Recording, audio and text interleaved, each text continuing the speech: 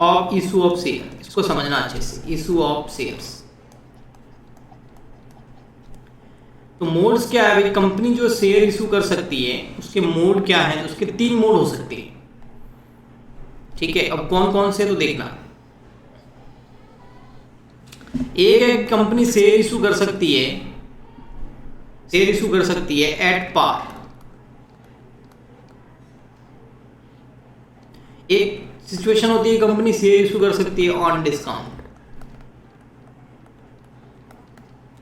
एक सिचुएशन होती है कंपनी शेयर इशू कर सकती है ऑन प्रीमियम।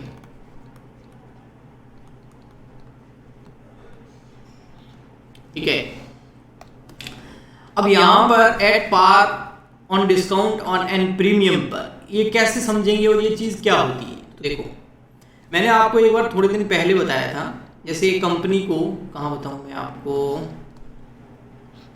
चलिए इधर कहीं बता देता हूँ। मैंने बोला था जैसे एक कंपनी है 1 लाख शेयर इशू करना चाहती है, एक शेयर है 10 रुपए का। ठीक है, और इससे कंपनी के पास कैपिटल आ जाएगी 10 लाख रुपीस। ठीक है, इसके अंदर मैंने आपको बताया था ये 1 लाख जो है ये क्या है, ये number of shares, number of shares. ये 10 रुपीज क्या है, जितने में कंपनी एक शेयर कितने रुपए का, 10 रुपए का। ये 10 रुपीज क्या है, ये है बेटा फेस वैल्यू, बस इसी को हमेशा याद रखना, ये फेस वैल्यू है। और ये 10 लाख रुपीज क्या है बेटा, ये है शेयर कैपिटल, शेयर कैपिटल। ठीक है, तो मैं यहां पर बात करता हूं फेस वैल्यू की, मैं यहां लिख रहा हूं फेस वैल्यू। एक कंपनी है उसके शेयर की फेस वैल्यू जो है वो है 10 रुपए, बट कंपनी उसको इशू कितने में कर रही है, तो यहां एक कॉलम आता है इशू प्राइस। जरूरी नहीं है कंपनी 10 रुपए का शेयर 10 में बेच दे, हाँ हो सकता है 10 का शेयर 10 में इशू कर दे। तो यहां पर इसको बोलते हैं एट पार, यानी कि जो शेयर इशू कर रही है वो ना तो उस पर प्रॉफिट हो रहा है ना तो उस पर लॉस हो रहा है। कंपनी को 10 रुपए का चीज है, फेस वैल्यू मतलब वो चीज है कितने की, 10 की। इशू मतलब उसको मार्केट में कितने में बेचा जा रहा है, 10 रुपए में इशू किया जा रहा है। बेचना नहीं बोलते हैं, इशू करना बोलते हैं, तो इसको बोलते हैं एट पार। ऑन डिस्काउंट का मतलब होता है कि 10 रुपए की चीजें फेस वैल्यू 10 रुपए की है लेकिन उसको इशू किया जा रहा है 9 रुपए में। तो कंपनी 10 की चीज 9 में इशू कर रही है, 10 की चीज 9 में बेच रही है, इसका मतलब कंपनी को 1 रुपीज का क्या होता है यहाँ पर, लॉस होता है डिस्काउंट के केस में। ठीक है, फिर आता है बेटा प्रीमियम। प्रीमियम का मतलब होता है फेस वैल्यू वही 10 रुपए है बट कंपनी उसको इशू कर रही है 12 रुपए में। तो यहां देखो कंपनी को 2 रुपए का क्या हो गया, प्रॉफिट हो गया। अब बात करें अगर हम कंपनीज एक्ट 2013 की, अब ध्यान से समझना, मैं बात कर रहा हूं कंपनीज एक्ट 2013 की, कंपनीज एक्ट 2013। ठीक है, कंपनीज एक्ट 2013 बोलता है कि आप शेयर जो है एट पार इशू कर सकते हो। ओके, आप शेयर ऑन डिस्काउंट इशू नहीं कर सकते। हाँ, आप शेयर प्रीमियम पे इशू कर सकते हो, चाहे इक्विटी हो चाहे प्रेफरेंस शेयर हो, 2 टाइप के शेयर होते हैं, हमने पहले पढ़ा था। ओके, बट एक ऐसे शेयर है जिनको डिस्काउंट पे इशू किया जा सकता है, तो वो हो गई यहां पर एक्सेप्शन। तो इसकी एक एक्सेप्शन भी है, एक अपवाद भी है।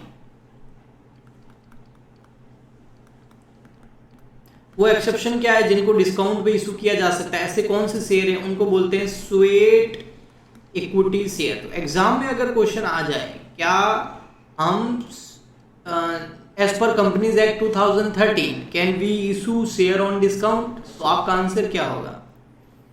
पहले तो हम लिखेंगे no, as per companies act 2013 we cannot issue share on discount, but there is one exception, that is sweat equity share issue on discount, because sweat equity share issue to the employees, directors and managers of the companies, यानी company के employ को जो share issue किए जाते हैं उनको sweat equity share बोलते हैं, वो डिस्काउंट पे इशू किए जा सकते हैं। नॉर्मल ऑर्डिनरी शेयर जो होते हैं, सामान्य जो शेयर होते हैं, उनको डिस्काउंट पे इशू नहीं किया जा सकता।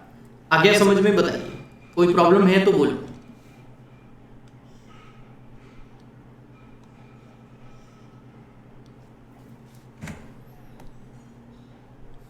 ओके, तो फिर मैं नेक्स्ट बढ़ूंगा आगे।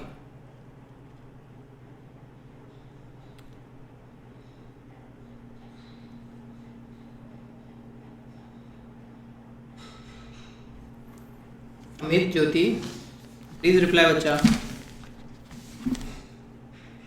ओके चलो ठीक है बेटा, ये छोटे छोटे क्वेश्चन हैं, एग्जाम में आते हैं, ठीक है ना। इन छोटे छोटे कॉन्सेप्ट को ध्यान रखना आप, ठीक है। इसलिए मैं बिल्कुल आराम से पढ़ाता हूँ, है ना, ताकि कोई भी चीज़ रह नहीं जाए, पूरा एक एक चीज़ क्लियर होना चाहिए।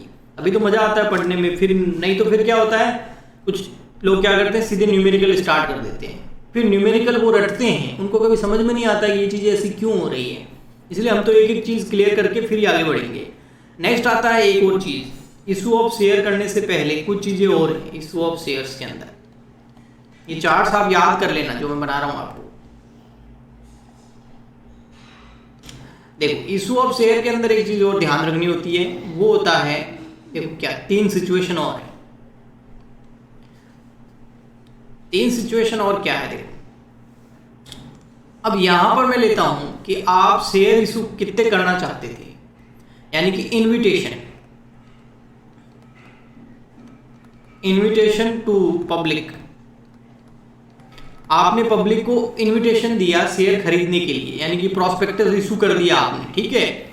और आपने जो प्रोस्पेक्टस इशू किया उसमें आप शेयर इशू करना चाहते हो 1 लाख शेयर्स। ये शेयर्स है, नंबर ऑफ शेयर्स, ठीक है, ओके। अब वहां पर कंपनी क्या करेगी, अप्लाई करेगी, तो एप्लीकेशन रिसीव्ड, एप्लीकेशन जो रिसीव्ड हुई वो भी हुई 1 लाख शेयर्स के लिए। कितने के लिए हुई, 1 लाख शेयर्स के लिए, ओके। तो इस सिचुएशन में आप क्या करोगे, ना यहां पर आपको मिनिमम सब्सक्रिप्शन चेक करने की जरूरत है कि कितनी एप्लीकेशन आई, नहीं 90% तो 90,000 ही होती है, यहाँ तो पूरी की पूरी 1 लाख एप्लीकेशन आ गई, तो आपको कुछ नहीं करना है, 1 लाख शेयर इशू कर देना है। जितने करना चाहते थे उतनी एप्लीकेशन आ गई, तो यहां पर हम डायरेक्ट जर्नल एंट्री कर देंगे, डायरेक्ट जर्नल एंट्री, यहां तो हम डायरेक्ट जर्नल एंट्रीज कर देंगे, ओके ठीक है। नेक्स्ट एक और सिचुएशन लेते हैं, ये थी आपकी सिचुएशन नंबर, इसको बोल सकते हैं आप ए। बी सिचुएशन देखिए, आप शेयर इशू करना चाहते हैं 1 लाख शेयर्स, ठीक है, और एप्लीकेशन जो रिसीव्ड हो गई वो हो गई आपको, मान लेते हैं 1,20,000 शेयर्स। ऐसा भी हो सकता है, बिल्कुल हो सकता है।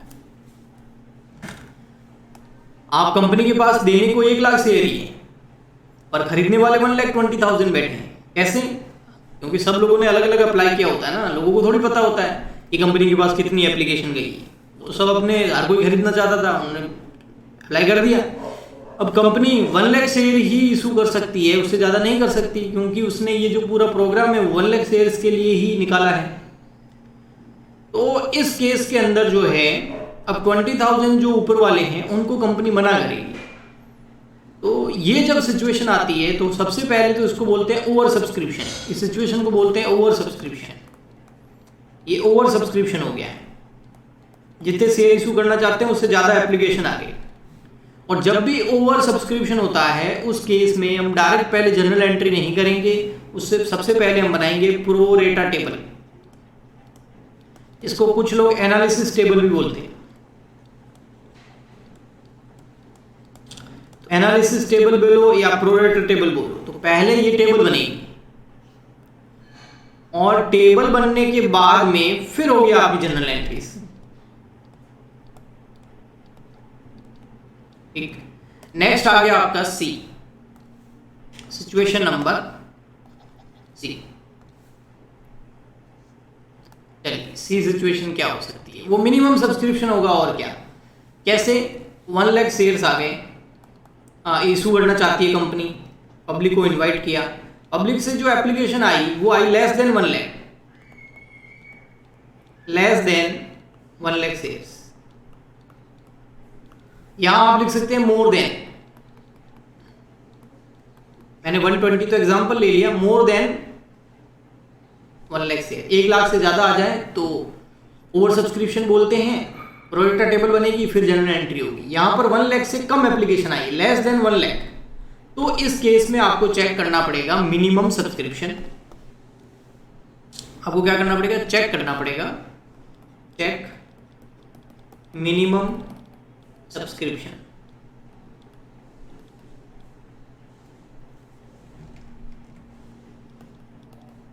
और मिनिमम सब्सक्रिप्शन क्या होता है? 90% ऑफ जो आप इनविटेशन दे रहे हो उसका। आप इशू कितने करना चाहते हो? 1 लाख, उसका 90% कितना हो जाएगा? 90,000। तो कम से कम कितनी एप्लीकेशन आनी जरूरी है? 90,000 एप्लीकेशन आनी जरूरी है। अगर 90,000 एप्लीकेशन आ गई यस, तो आप क्या करोगे? Share issue. अगर 90,000 एप्लीकेशन नहीं आई नो, तो आप शेयर इशू नहीं कर सकते। सिंपल सी कहानी है। इस सिचुएशन को बोलते हैं अंडर सब्सक्रिप्शन। जैसे ये सिचुएशन ओवर सब्सक्रिप्शन थी, ये हुई अंडर सब्सक्रिप्शन। अंडर सब्सक्रिप्शन के केस में मिनिमम सब्सक्रिप्शन वाली 90% वाली कंडीशन पूरी करनी पड़ती है। और अगर नहीं होती है 90% वाली कंडीशन पूरी, तो 30 डेज के अंदर, कंपनीज एक्ट 2013 सेक्शन नंबर 39 कहता है कि 30 डेज, विद इन 30 डेज के अंदर अंदर लोगों का पैसा जो है आपको रिफंड करना पड़ेगा, लौटाना पड़ेगा। ओके, बताओ जी, ठीक है यहां तक?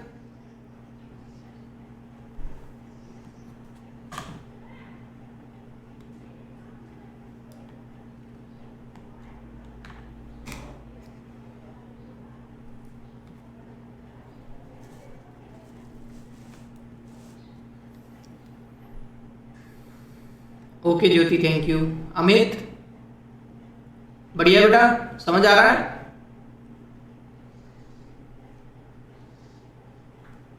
ओके चलिए आगे बढ़े फिर।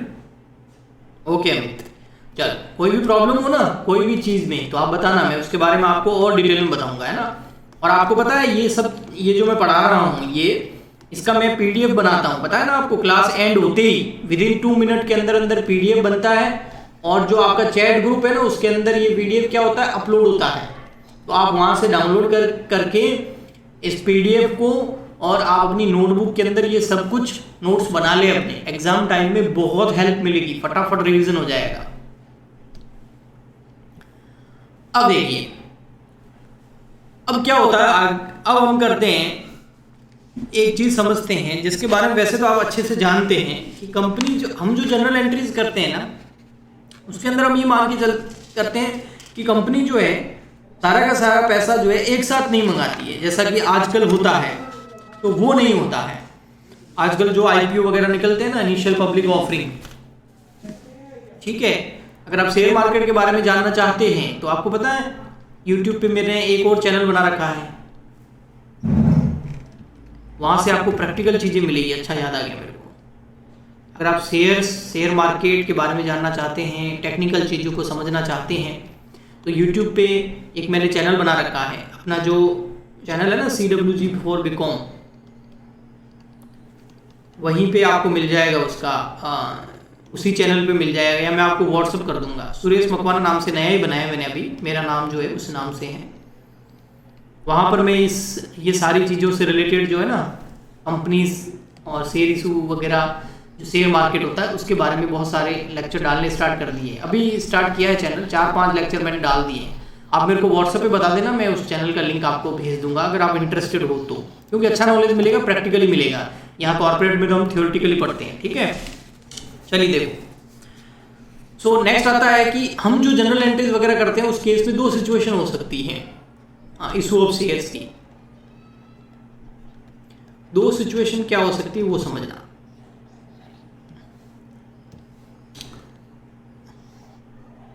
दो सिचुएशन ये होती है इसके अंदर कि हम क्या करते हैं, एक तो ये करते हैं भाई, कंपनी है, फॉर एग्जांपल के लिए एग्जांपल ले लेते हैं यहाँ पर एक कंपनी है, 1 लाख शेयर इशू करना चाहती है, एक शेयर है 10 रुपए का, तो टोटल शेयर कैपिटल होगी 10 लाख रुपीज। अब कंपनी क्या करती है, पूरे के पूरे पैसे एप्लीकेशन पे मंगा लेती है 10 रुपीज, पूरे के पूरे 10 रुपए किस पे मंगा लिए, एप्लीकेशन पे मंगा लिए। एक दूसरी सिचुएशन हो सकती है जो हम करते थे पहले से, तो ऐसा भी हो सकता है कि 1 लाख शेयर जो है, एक 10 रुपए का, टोटल 10 लाख रुपीज कैपिटल। पर कंपनी ऐसा भी कर सकती है ना कि कुछ पैसा एप्लीकेशन पे मंगा रही है, जैसे 10 रुपए का शेयर है ना, 10 रुपए क्या है, फेस वैल्यू है, तो ₹10 का शेयर जो है कंपनी ऐसा कर रही है, ₹3 एप्लीकेशन पे मंगा रही है, फिर ₹4 अलॉटमेंट में मंगा रही है, और बाकी का पैसा बचा हुआ जो है कॉल्स पे मंगा रही है, first call, second call, final call, ₹3, तो टोटल ₹10। तो ऐसा भी हो सकता है। तो ये दोनों सिचुएशन में कौन सी सिचुएशन होगी क्वेश्चन के अंदर, वो क्वेश्चन में खुद दे रखा होगा। ओके,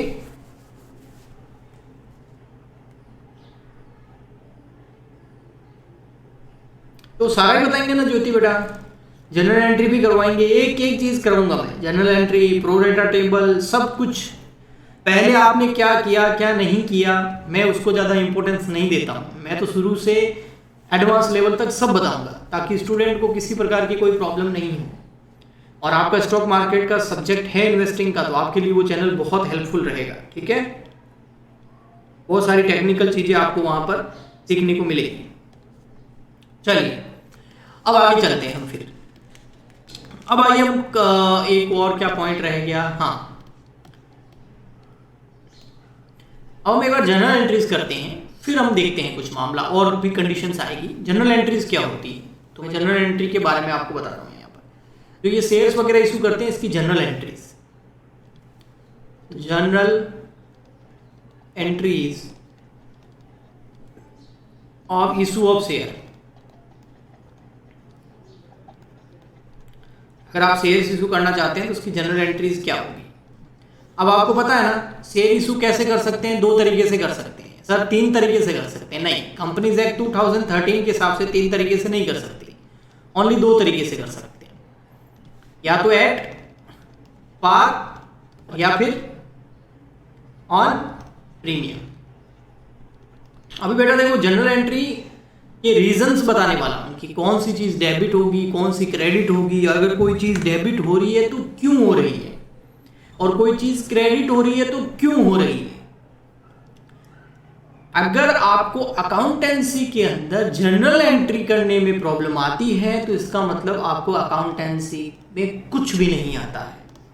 अगर आप चाहते हैं कि सर नहीं, हमें प्रॉब्लम नहीं आनी चाहिए जनरल एंट्रीज में, तो बेटा देखो, आपको फिर ये जो चीजें हैं, ये पूरी, मैं कॉर्पोरेट अकाउंटिंग या कोई भी अकाउंटिंग का सब्जेक्ट पढ़ाता हूं तो उससे पहले स्टूडेंट को ये जरूर बताता हूं, बेटा आपको ये रूल पता होनी चाहिए, अदरवाइज मजा नहीं आएगा पढ़ने में। ये होता है एक तो एसेट का रूल। एसेट बेटा हमेशा डेबिट होती है, जिसको हम मॉडर्न रूल भी बोलते हैं। अगर एसेट इंक्रीज हो रही है, अब एसेट इंक्रीज कब होगी, जब हम और खरीदेंगे, है ना। तो जब भी एसेट इंक्रीज होगी, तो अगर एसेट को बढ़ाना हो तो और डेबिट करो, और एसेट को अगर डिक्रीज करना हो, यानी कि एसेट बेच दी, तो हम उस एसेट को क्या कर देंगे, क्रेडिट कर देंगे। एक रूल होता है लायबिलिटी का, देखो लायबिलिटीज का रूल होता है। लायबिलिटीज हमेशा बेटा क्या होती है, क्रेडिट होती है, ये याद रखना। लायबिलिटी अगर बढ़ रही है तो उसको और क्रेडिट करेंगे, लेकिन लायबिलिटी अगर कम हो रही है तो हम उसको क्या करेंगे, डेबिट करेंगे। ये एसेट एंड लायबिलिटी का रूल जो है, अगर आपको पहले से पता है, वेरी वेरी गुड, एक्सीलेंट। अगर आपको नहीं पता है, इसको याद करो, कोई नींद में पूछे तो भी आपको बता देना है। इसके अलावा एक रूल इनका और साथी है, वो बहुत काम आता है, वो होता है नॉमिनल रूल। नॉमिनल रूल क्या बोलता है, जितने भी एक्सपेंसेस हैं, ऑल एक्सपेंसेस एंड लॉसेस, जितने भी एक्सपेंस एंड लॉस होते हैं उसको डेबिट करो।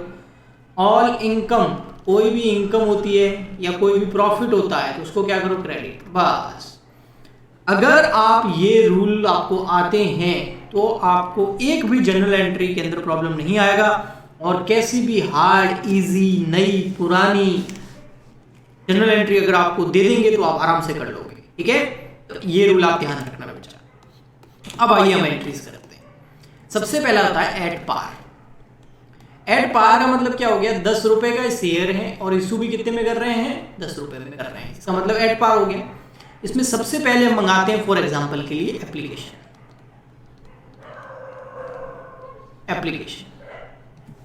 अब देखो बेटा, लोग अप्लाई करेंगे, मान लेते हैं ये वाला एग्जांपल ले रहा हूं मैं, ठीक है, ₹3, तो लोग अप्लाई करेंगे, लोग क्या करेंगे, अप्लाई करेंगे तो पैसा आएगा। पैसा आएगा तो जैसे कहीं पर भी हम अप्लाई करते हैं ना, तो फ्री फोकट का अप्लाई होता है क्या, और सामने वाले को पता होता है कि मैं अप्लाई करने वाला हूं, जैसे कंपनी जो है वो तो प्रोस्पेक्टस इशू करती है, सब इन्फॉर्मेशन देखते हैं। अब कंपनी को, जब कंपनी एडवर्टाइजमेंट करती है कि हमारे शेयर इशू होने वाले हैं, आप लोग अप्लाई कर सकते हो, तो उस टाइम कंपनी को पता होता है क्या कौन कौन लोग अप्लाई करने वाले? नहीं, कंपनी को नहीं पता होता है। तो जो लोग अप्लाई करना होता है वो एप्लीकेशन फॉर्म भरते हैं, उसके साथ 2 रुपये 3 रुपये कुछ पैसे होते हैं जो जमा कराने होते हैं। जब कंपनी के पास वो एप्लीकेशन फॉर्म आता है, उसमें पैसा भी आता है, तब कंपनी को पता चलता है कि हाँ इस बंदे ने अप्लाई किया है। इसका मतलब सबसे पहले अकाउंटिंग जो हम स्टार्ट करेंगे वो एप्लीकेशन से करेंगे, और एप्लीकेशन के साथ क्या आता है? एप्लीकेशन मनी आता है। तो हम यहाँ एंट्री करेंगे बैंक अकाउंट डेबिट।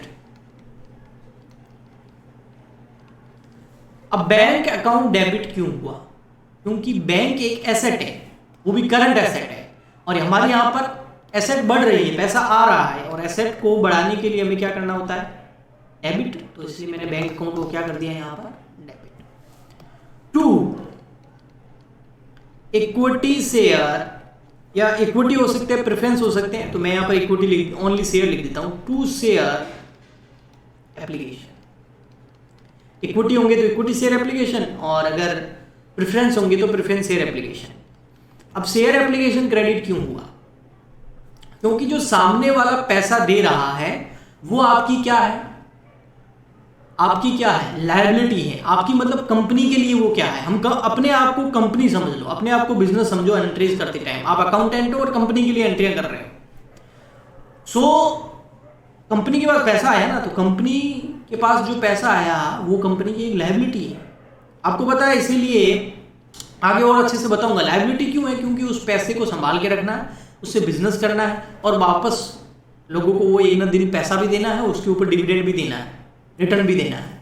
तो लायबिलिटी है। इसलिए लायबिलिटी अगर आपकी बढ़ रही है, पैसा आ रहा है, आपकी लायबिलिटी बढ़ रही है, और लायबिलिटी अगर इंक्रीज होती है तो हम क्या करते हैं? क्रेडिट करते हैं। इसलिए ये हुआ bank account debit to share application. आई एंट्री समझ में? ओके। कितने रुपए से? मान लेते हैं 3 रुपए से। बताओ जी, नरेशन में लिखा देता हूं एप्लीकेशन मनी रिसीव्ड।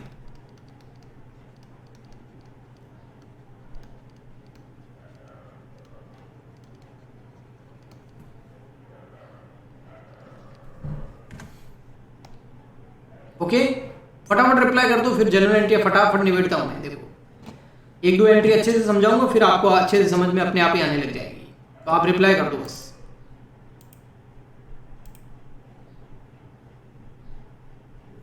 ज्योति, अमित, हम सब भेज दो, मैं समझ जाऊंगा। Okay Amit, thank you.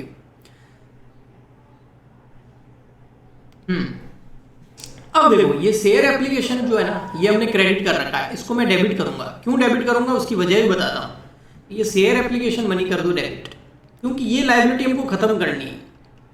क्योंकि हमारी ओरिजिनल लायबिलिटी ये नहीं है। तो ओरिजिनल लायबिलिटी कौन सी है भैया? जब भी कोई भी कंपनी अगर शेयर इशू करती है और शेयर होल्डर जब पैसा लगाता है, उसको ये क्या बोलती है? कैपिटल। और कैपिटल एक क्या है? लायबिलिटी। तो अगर कोई भी शेयर होल्डर पैसा लगाता है तो कैपिटल नाम की लायबिलिटी जनरेट होती है ना, एप्लीकेशन नाम की लायबिलिटी जनरेट थोड़ी होगी। तो एप्लीकेशन को तो डेबिट, एप्लीकेशन एक लायबिलिटी हमने जनरेट कर दी थी। देखो बेटा, इधर हमने लायबिलिटी जनरेट करी तो क्रेडिट। अब उस लायबिलिटी को मैं खत्म कर रहा हूं, और किसी भी लायबिलिटी को खत्म करना यानी कि कम करने के लिए क्या करना पड़ेगा? डेबिट। तो शेयर एप्लीकेशन वाली लायबिलिटी मैंने कर दी खत्म, और इसको कर दिया डेबिट, और नई लायबिलिटी जनरेट कर दी जिसका नाम है शेयर कैपिटल। और लायबिलिटी को जनरेट करने के लिए क्या करना पड़ता है? क्रेडिट करना पड़ता है 3 रुपीज। तो यहां आ जाएगा application money transfer to share capital account. Application money को कहां ट्रांसफर कर दिया? शेयर कैपिटल अकाउंट के अंदर ट्रांसफर कर दिया। ये हो गई आपकी एप्लीकेशन की एंट्री। अब हम करेंगे अलॉटमेंट।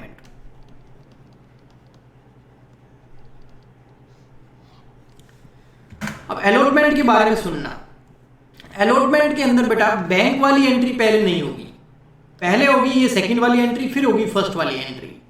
बट ऐसा क्यों? पहले बैंक वाली एंट्री क्यों नहीं? उसका रीजन है, एप्लीकेशन के टाइम हमें पता नहीं था कि किससे पैसे मांगने हैं। लोगों ने अप्लाई किया पहले, तो पैसा पहले आया, फिर हमने उसको ड्यू किया और शेयर कैपिटल में ट्रांसफर किया। अभी लोग पहले पैसा नहीं चुकाएंगे। अभी हमें पता है, हमारे पास एप्लीकेशन आई हुई है, उसमें हमारे पास लिस्ट है कि किन किन लोगों से अलॉटमेंट मंगाना है। तो वो लोग अलॉटमेंट नहीं पे करेंगे, पहले कंपनी को अलॉटमेंट ड्यू करना पड़ेगा, मंगाना पड़ेगा, लोगों को बोलना पड़ेगा कि चलो अब अलॉटमेंट चुकाओ इस डेट को, फिर लोग अलॉटमेंट चुकाएंगे। तो पहले ड्यू की एंट्री होगी, फिर मनी रिसीव्ड की एंट्री होगी। ये एंट्री ड्यू की है, ये रिसीव्ड की है, मनी रिसीव्ड की है। तो एप्लीकेशन के टाइम में सिचुएशन ही ऐसी होती है ना कि कंपनी को पता ही नहीं होता है किससे मांगना है, तो पहले पैसा आता है फिर ड्यू होता है। लेकिन अलॉटमेंट के टाइम कंपनी को सबके नाम पता होते हैं, तो कंपनी पहले ड्यू करेगी फिर रिसीव करेगी। तो पहले ड्यू की एंट्री होगी, एंट्री नंबर 3। ड्यू की एंट्री सेम ऐसी होगी जैसे यहाँ शेयर एप्लीकेशन है ना, इसकी जगह हो जाएगा, ये ड्यू की एंट्री है ना, तो सेम ड्यू की तरह होगी। शेयर एप्लीकेशन की जगह क्या हो जाएगा, शेयर अलॉटमेंट, और कैपिटल की जगह कैपिटल, टू शेयर कैपिटल। ये हो गई मनी ड्यू की, 4 रुपए मान लेते हैं, ठीक है। यहां लिख दो आप अलॉटमेंट मनी ड्यू नरेशन के अंदर। फिर 4th एंट्री होगी आपकी मनी रिसीव्ड की। मनी रिसीव्ड की एंट्री यही होगी, bank account debit to share application थी ना, उसकी जगह आ जाएगा अलॉटमेंट रिसीव वाली। तो bank account debit to share allotment, और यहां लिख देंगे अलॉटमेंट मनी रिसीव्ड, उधर ड्यू इधर रिसीव्ड,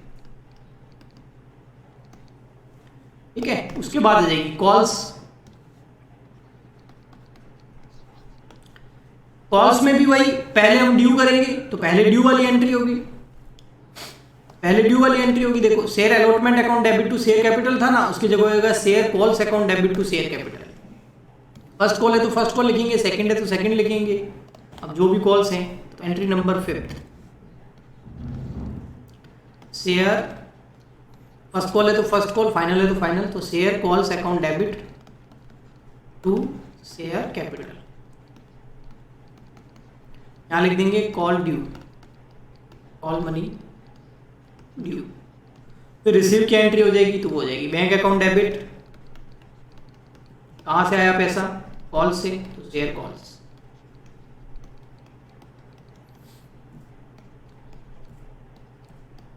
और यहां लिख देंगे कॉल्स मनी रिसीव्ड।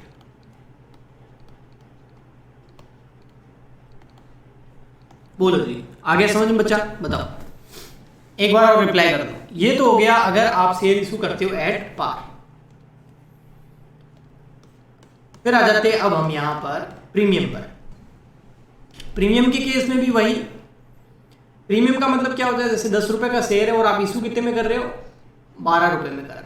प्रीमियम का मतलब ये है और कुछ भी नहीं है, ठीक है। ये हो गई आपकी फेस वैल्यू और ये हो गई आपकी इशू प्राइस। 2 रुपए का आपको फायदा हो रहा है, ठीक है। तो देखो अब यहाँ प्रीमियम के केस में है ना, आप ये 2 रुपए किसके साथ मंगा रहे हो, ये बहुत इंपॉर्टेंट होता है। एप्लीकेशन के साथ मंगा रहे हो कि अलॉटमेंट के साथ मंगा रहे हो कि फर्स्ट कॉल के साथ मंगा रहे हो। अगर क्वेश्चन में बोला हुआ एप्लीकेशन के साथ, तो एप्लीकेशन के साथ प्रीमियम मंगा लेंगे, अलॉटमेंट के साथ तो अलॉटमेंट के साथ, फर्स्ट कॉल के साथ तो फर्स्ट कॉल के साथ। लेकिन अगर क्वेश्चन साइलेंट है तो ये 2 रुपए जो ज्यादा वाले हैं ये हमेशा अलॉटमेंट के साथ मंगाएंगे। तो यहां पर मैं यही बता रहा हूं आपको कि एप्लीकेशन की जो एंट्री है वो तो सेम होगी, सेम, कोई फर्क नहीं होगा, सेम एंट्री हो जाएगी। मैं अलॉटमेंट के साथ प्रीमियम मंगा रहा हूं, इसलिए अलॉटमेंट की एंट्री चेंज हो जाएगी। अब अलॉटमेंट की एंट्री कैसे चेंज हो जाएगी, पहले अलॉटमेंट कितना था 4, अभी कितना आ जाएगा 2 रुपए और टोटल 6 रुपए का अलॉटमेंट, क्योंकि 2 रुपए का क्या है, प्रीमियम भी मंगा रहा हूं। तो इस केस में अलॉटमेंट पहले ड्यू होगा। तो यहां एंट्री देखिए, शेयर अलॉटमेंट अकाउंट डेबिट था ना, देखो शेयर अलॉटमेंट अकाउंट डेबिट, तो यहां पर भी हो जाएगा शेयर अलॉटमेंट अकाउंट डेबिट। ये प्रीमियम आपके लिए, कंपनी के लिए बेनिफिट है, मतलब लॉस है, प्रॉफिट है एक तरह का, है ना, क्योंकि 10 रुपए की चीज 12 में इशू कर रहे हैं, 2 रुपए का प्रॉफिट है। प्रॉफिट हमेशा क्या होता है, क्रेडिट होता है, नॉमिनल रूल है ना, profit, all income and profits are credit. तो हम यहां लिख देंगे securities premium, securities premium account. Okay, और 2 आ जाएगा शेयर कैपिटल। इस एंट्री का सीधा सा मकसद होता है, अलॉटमेंट का तो आप छोड़ो, मैं सबसे पहले बताता हूँ कैपिटल का। कैपिटल में हमेशा फेस वैल्यू आती है, फेस वैल्यू है 4 रुपए, प्रीमियम में प्रीमियम आ जाएगा 2 रुपए, तो अलॉटमेंट में कितने हो गए 6 रुपए। ये हो गया यहाँ पर allotment money due, allotment and premium money due. Okay, ये एंट्री होगी आपकी। फर्स्ट और सेकंड एंट्री आपकी दोनों की दोनों क्या होगी, सेम होगी, फर्स्ट एंड सेकंड ये सेम होगी एप्लीकेशन वाली। थर्ड वाली चेंज हो जाएगी, फोर्थ वाली सेम एंट्री होगी, कोई चेंज नहीं होगा उसके अंदर, लेकिन फिर भी मैं करवा देता हूं आपको, बस अमाउंट चेंज हो जाएगा। जैसे यहाँ 4 रुपए था ना, यहाँ चेंज हो जाएगा, यहाँ हो जाएगा bank account debit to share allotment. Allotment जितने से डेबिट है उतने से क्रेडिट हो जाएगा, 6 से क्रेडिट हो जाएगा। इसके बाद में जो कॉल्स की एंट्री है वो बिल्कुल सेम होगी, उसमें कोई डिफरेंस नहीं होगा। Calls entry number 5th, entry number 6th same. ये हो गई आपकी जनरल एंट्रीज। बताओ कोई प्रॉब्लम?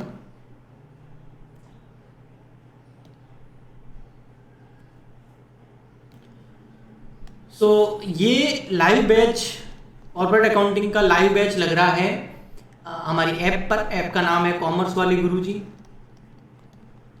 यूट्यूब पे लाइव नहीं आता है, ये तो डेमो सेक्शंस आ रहे हैं आपके। कॉमर्स वाले गुरुजी, इस ऐप का लिंक जो है इस वीडियो के नीचे डिस्क्रिप्शन बॉक्स में आपको मिल जाएगा, या प्ले स्टोर में जाके आप कॉमर्स वाले गुरुजी लिखेंगे तो आपको वहाँ पे मिल जाएगा। ये जो लाइव बैच है कॉर्पोरेट अकाउंटिंग का, इसका लिंक भी इस वीडियो के नीचे डिस्क्रिप्शन बॉक्स में दे दूंगा। वहाँ जाके आप इस कोर्स को बाय कर सकते हैं और लाइव क्लासेस अटेंड कर सकते हैं। तो हम मिलते हैं और किसी वीडियो में। आज के लिए इतना ही, तब तक के लिए goodbye and thank you.